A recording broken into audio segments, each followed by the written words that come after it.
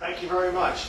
As a matter of fact, everyone has already heard my radio ads. I am getting phone calls from friends that I haven't heard from in 40 years. I also got a phone call from an Armenian businessman who was raising money for Mark Kirk in Chicago, and there was a bunch of business leaders that had flown in from around the country to raise money for him, and yesterday they invited me to attend that luncheon so they can raise money for me as well.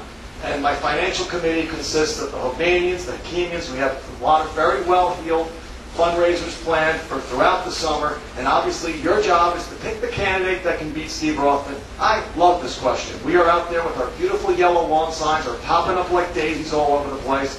I'm sure you've all seen my emails, my mail. I have student volunteers, which the Republican Party has never seen. I'm very proud of that. I have a huge team of volunteers. We have been out there and visited practically every primary voter face to face. And this is just the start. This is for a primary. I've personally committed more than $250,000, and I am in it to win it.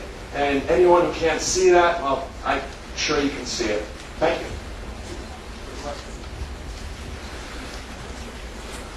I am not a person who goes through life looking easy ways. And this campaign is not an exception.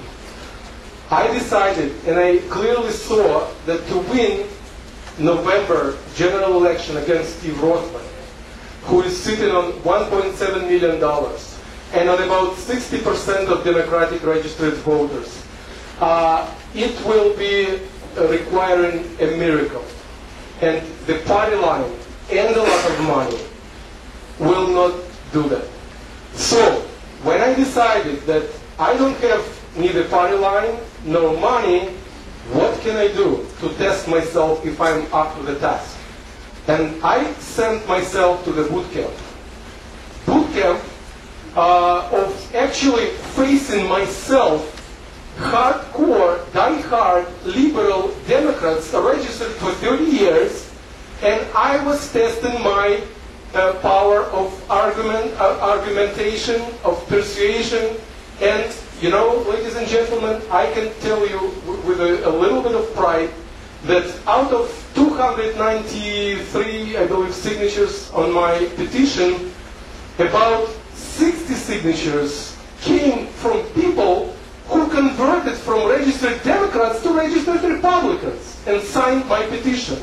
So I tested myself whether anyone on Democratic side will actually vote for me, and I can say that the answer to myself was positive. I also included in my petition and converted from Democrat to registered Republican one lady across the street who was registered for probably 30 or 40 years, and he has a liberal views, but guess what? 1 hour of conversation with her convinced her that I'm worth the change.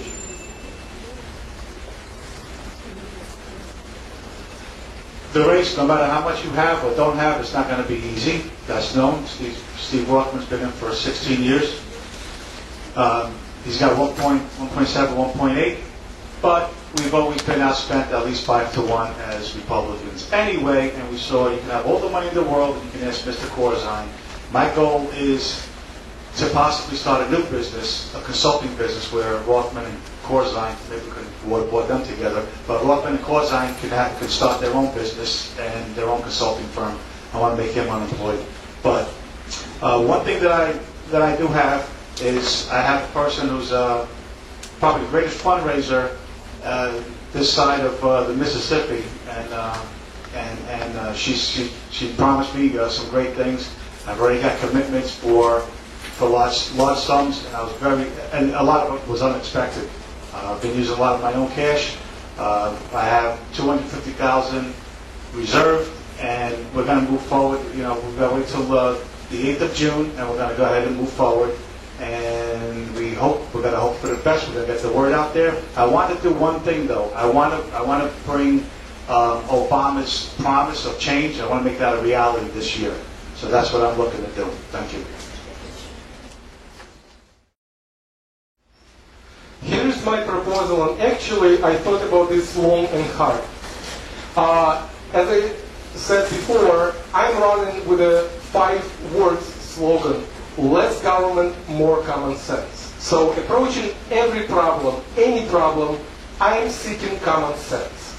Of course, we all want to stop these unfortunate legal costs and a lot of other problems which we see in our healthcare, but let's find out why this problem happens to begin with.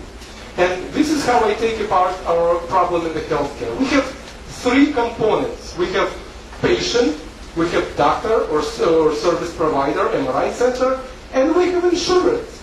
Out of these three entities, only two of them at the bottom, patient and doctor or service provider, they need each other. They cannot live without each other.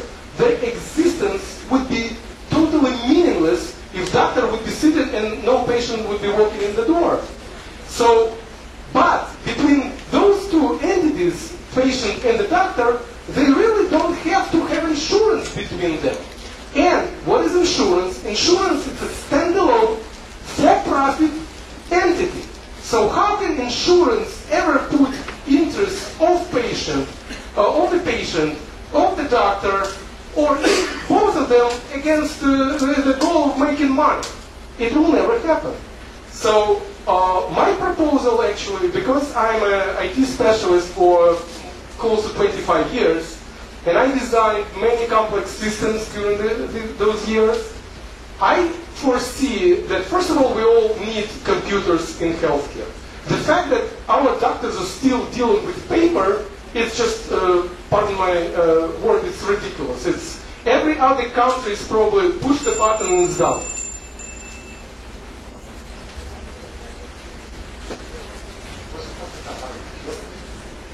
Yeah, how are you going to repeal healthcare? Well, the word on the street is that it's unrepealable. Nothing is unrepealable. And actually, we do everything in the power that we have to address that. The other way is, of course, we have to go to the Supreme Court and have them. That's why we have the checks and balances. Okay, Congress passed it. Well, guess what? And the president signed off on it. We have that third arm in this, the checks and balances, and that'll be with the Supreme Court. We'll have to take legal action. I don't, but nothing is unrepealable. If we have to, of course, we have to go for an amendment.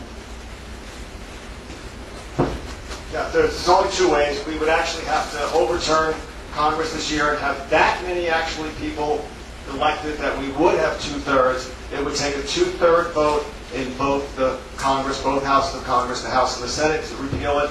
And the day that bill passed, I had a press release out the very next day calling on Governor Christie to ask his Attorney General to join the other states in trying to attack it as being unconstitutional, which is the other avenue.